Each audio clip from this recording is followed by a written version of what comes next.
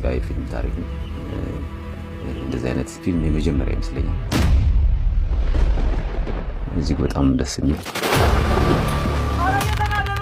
በጣም ፈታኝ ነው።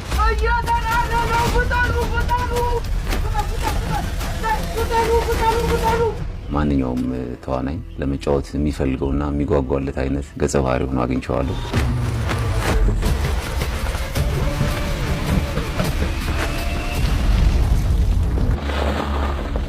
ሳነበው ሪሊ የእውነት ግን ይሄ ነገር ይሰራል ብዬ ነበር።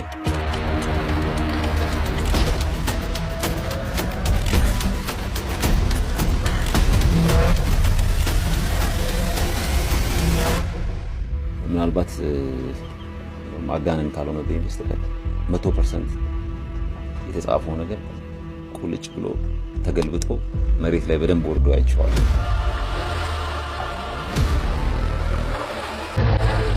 ይህም ፊልም ለኢትዮጵያ ፊልም ኢንዱስትሪ አንድ የሚያበረክተው ትልቅ በረከት ይዞ ነው የመጣው ብዬ አስባለሁ።